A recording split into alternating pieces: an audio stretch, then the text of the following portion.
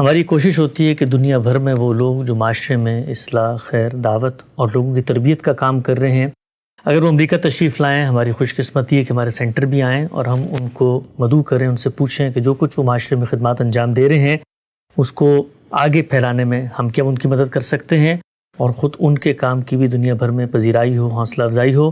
اسی سلسلے میں ہمارے اسٹوڈیو میں آج تشریف لائے ہیں جناب پروفیسر ڈاکٹر جاوید اقبال صاحب۔ بڑا معروف نمایاں نام ہے، ہم نے دیکھا ہے گزشتہ کچھ سالوں میں پاکستان نہیں بلکہ عالمی سطح پر اردو بولنے والے، پڑھنے والے پاکستانی ان کو بہت شوق سے، بہت غور سے سنتے ہیں اور بڑی فہم، بصیرت، علم، تدبر پہ مبنی بات کرتے ہیں، اپنی فیلڈ میں رہ کر بات کرتے ہیں، لوگوں کو بتاتے ہیں خود زندگی کے بارے میں، اس کے حقائق کے بارے میں۔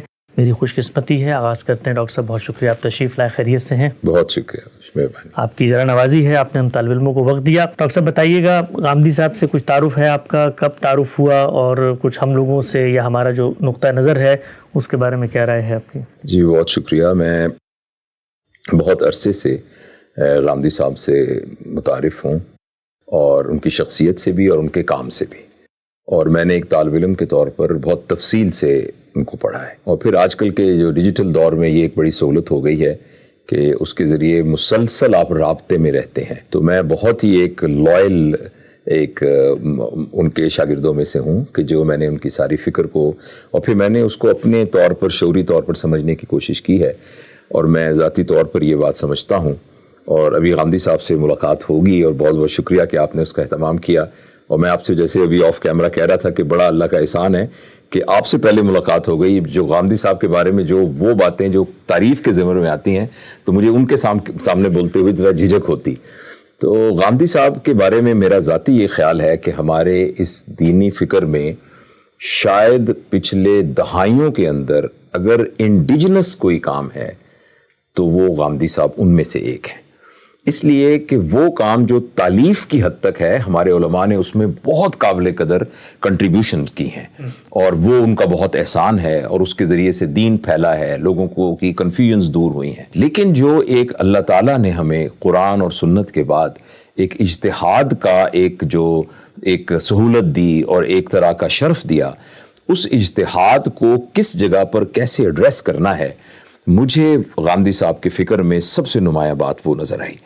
دیکھیے، میں کل پرسوں بھی دوستوں سے بات کر رہا تھا کہ اب خاص طور پہ ویسٹ میں رہتے ہیں، میں یورپ میں فریکوینٹلی جاتا رہتا ہوں اور مختلف اسی علمی سلسلے میں، تو جو آج کا نوجوان ہے جس کے بارے میں والدین کو یہ شکایت ہے کہ یہ بچے جو ہیں مذہب سے دور ہو گئے ہیں، تو میں ان سے یہ عرض کرتا ہوں کہ ہمارے علماء کا ہمارے پر بہت احسان ہے کہ انہوں نے ہمیں بتاتے ہیں کہ وضو کے کتنے فرض ہیں اور غسل کے کتنے فرض ہیں، تیمم کے کیا طریقہ ہے، اور اس طریقے سے کس جگہ پر آپ نے ہاتھ باندھنے ہیں، کس جگہ ہاتھ نہیں، وغیرہ وغیرہ۔ لیکن جو آج کا نوجوان ہے وہ تمام یہ باتیں گوگل سے اور ادھر سے بھی سرچ کر سکتا ہے۔ اس وقت جدید نوجوان اور خاص طور پر مغرب کا تعلیم یافتہ مسلمان نوجوان، اور اچھا مسلمان نوجوان یعنی باغی نہیں، اس کا پرابلم یہ ہے کہ مذہب مجھے یہ بتائے کہ ہومو سیکسویلٹی کے بارے میں مذہب کیا کہتا ہے۔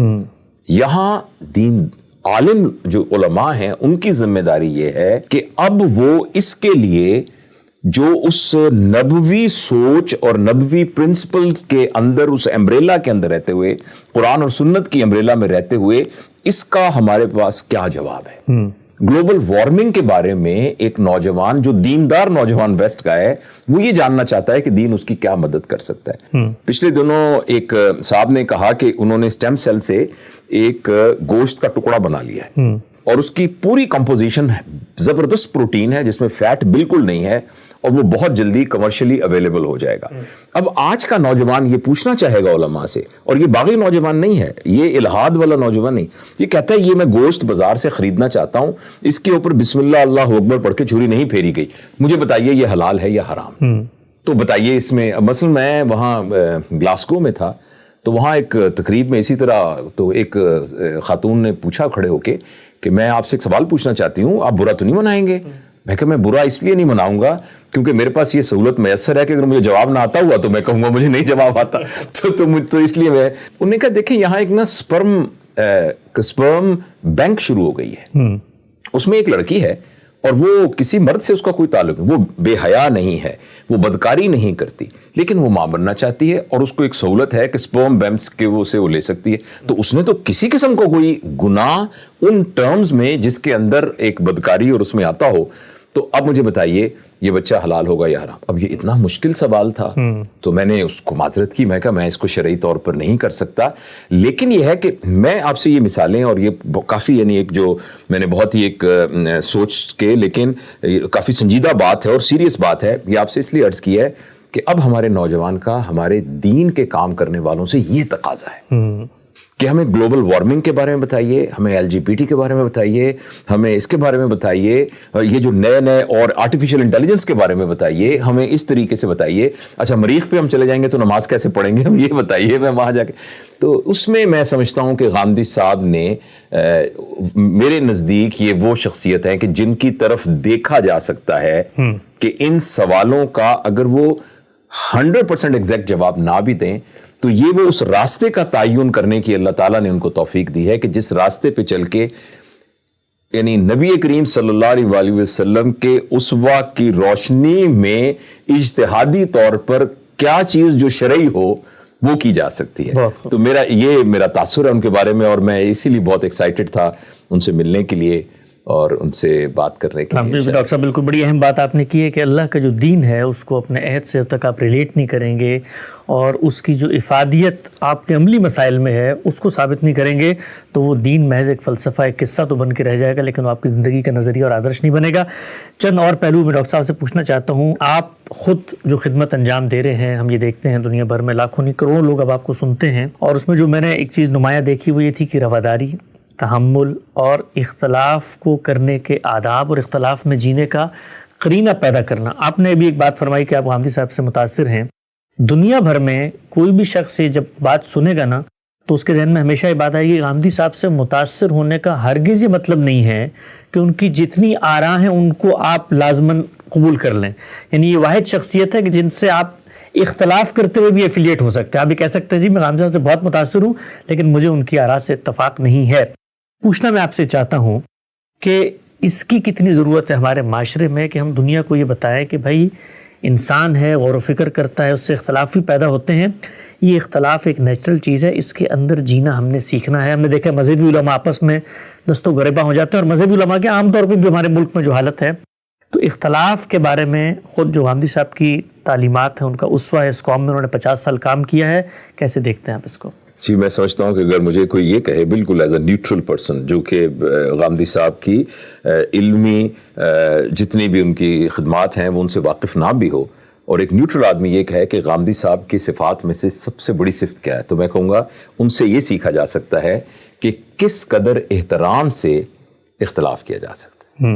اور جو آداب اختلاف ہے جس میں آپ اس بات کے بارے میں اپنی بات ان کی بات کا احترام کرتے ہوئے اپنی بات ان کے سامنے رکھتے ہیں مگر اس شخصیت کے بارے میں ججمنٹل نہیں ہوتے, یہ غامدی صاحب سے میں نے سیکھنے کے پروسیس میں ہوں. مثلا جیسے میں نے آپ سے عرض کیا تھا کہ انہوں نے ایک جگہ پر بات کی غلام احمد پرویز صاحب کے بارے میں, اور انہوں نے کہا کہ مجھے عربی زبان کو انہوں نے ایک عرب لوگوں کی زبان کی بجائے اپنے گھر کی زبان بنا دی, ان کے الفاظ میں تو اپنی گھر کی زبان بنا دی, اور انہوں نے جو اس کے ساتھ سلوک کیا اور اس کے جو معنی نکال کے پھر آگے اس کی تعویل کی, اس پر مجھے بہت شدید اختلاف ہے.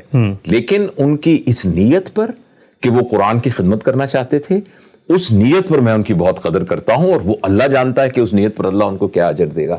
تو یہ ایک بہت وصف ہے, اور میرا خیال ہے کہ غامدی صاحب سے جہاں اور علمی باتیں لوگ سیکھ سکتے ہیں وہ یہ والا جو میں نے کئی دفعہ دیکھا ہے ان کی پرانی ویڈیوز میں بھی, کہ جس میں بھی ایک خاتون بہت ہی انہوں نے ایک سختی سے بات کی اور ایک ایسی بات کی کہ جس کو عام زبان میں کہا جاتا ہے کہ کسی کی بے عزتی کرنے کی کوشش کی, لیکن جس تحمل سے غامدی صاحب نے اس کو ایک جس کو ہم ٹیکنیکلی کہیں ایموشنل انٹیلیجنس کی ایکسٹریم, اور یہ ایموشنل انٹیلیجنس پرسنالٹی کریکٹر نہیں ہے. جیسے ایئر ہوسٹس ہوتی ہے نا, آپ کو جاتی what would you like to have, پھر ایک دم اس کا چہرہ ایسے ہوتا ہے, وہ جو ایک ایئر ہوسٹس مسکراہٹ ہوتی ہے نا, جس کو ہم کہتے ہیں پرسنالٹی کریکٹر, بزنس ایتھکس. ہاں نہیں پرسنالٹی کریکٹر. دیکھیں نا کچھ کاموں میں آپ کی پرسنالٹی ویسی ہونی چاہیے. اب جو ہوٹل کا ویٹر ہے وہ کس بات کرے گا, اور ایک ہوتا ہے انڈیویجولیٹی, ایک پرسنالٹی ایک انڈیویجولیٹی ہے. انڈیویجولیٹی وہ ہے کہ آپ ہر حال میں ہی ویسے ہوں گے.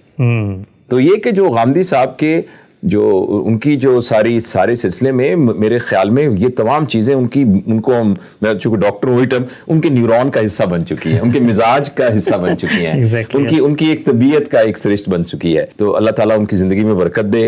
اور اگین جیسے آپ نے کہا کہ دنیا میں بہت سارے ایسے لوگ ہوں گے جو غامدی صاحب کی کئی باتوں سے اختلاف کریں گے. مثلا اس دن میں سن رہا تھا تو ایک دم میرے تو پاؤں سے زمین نکل گئی یہ سنتے ہی. میں بتاؤں گا وہ بات کیا تھی. جیسے میری نانی ماں کہا کرتی تھی کہ اگر نمک زمین پہ گر گیا نا تو تمہیں قیامت والے دن آنکھوں سے اٹھانا پڑے گا. اچھا مجھے معلوم ہے ایسا نہیں ہے, لیکن ابھی بھی اگر نمک گرا ہو تو میں اتنا پری کنڈیشنڈ ہوں کہ مجھے لگتا ہے مجھے ناگو. تو انہوں نے یہ کہا کہ جو غار ہرا کا قصہ ہے تو یہ تو قصہ بنا ہوا ہے, اس طرح کا تو کوئی قصہ ہوا ہی نہیں. تو ایک دم میرا وہ نمک والی حالت ہو گئی.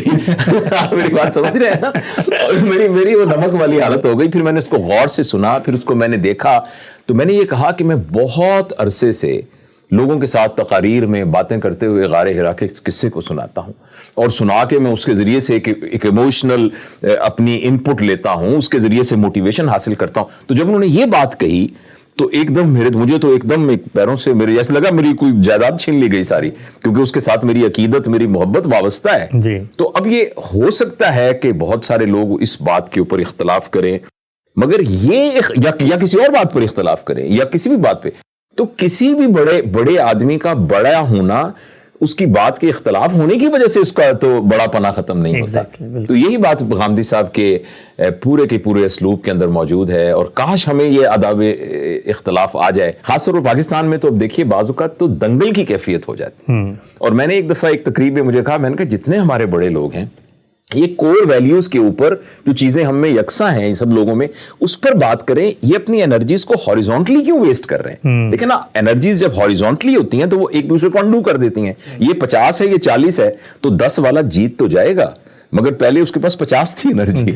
اور اگر یہ تمام انرجیز ورٹیکل ہو جائیں تو یہ سب کو پھر اوپر گرو دینا شروع کر دیں. بہت اہم نقطہ ہے. یہ میرا خیال ہے علماء کو خاص طور پر ان کی یہ ذمہ داری ہے, اور نوجوان اس کو اور خاص طور پہ ہماری یوتھ اس کو بہت پازیٹیولی پرسیو نہیں کر رہی ہے.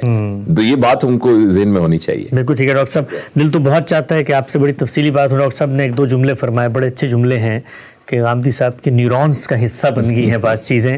اور مجھ سے بھی لوگ پوچھتے ہیں ڈاکٹر صاحب مجھے اب ان کے ساتھ کوئی 10-15 سال کی شب روز رفاقت ہو گئی ہے, تو لوگ عام طور پہ پوچھتے ہیں بھائی یہ بڑے لوگ جو ہوتے ہیں ان کے ساتھ آپ رہتے ہیں تو ان کے یہاں تو کوئی بڑے کرامات کا ظہور ہوتا ہوگا, تو آپ غامدی صاحب کے ساتھ رہے تو کیا چیز آپ نے دیکھی؟ تو میں ہمیشہ کہتا ہوں کہ میں نے 2 چیزیں محسوس کی ہیں. ایک تو یہ ہے کہ اس آدمی کی اتنی بڑے علم اور اتنا پس منظر رکھنے والا شخص ان کی مجلس میں جب کوئی بیٹھتا ہے تو اپنے آپ کو چھوٹا محسوس نہیں کرتا. یہ ایک بہت بڑی کوالٹی ہے.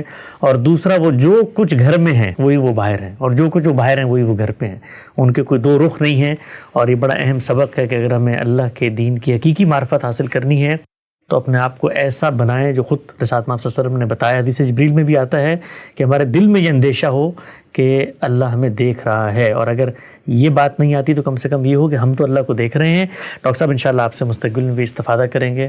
ہمیں غامدی صاحب سے ان کو ملانے کے لیے لے کے بھی جانا ہے, وقت کی بھی کمی ہے, ورنہ بہت ساری باتیں تھیں جو ہوتی. آپ کی آمد کا شکریہ. جزاک اللہ.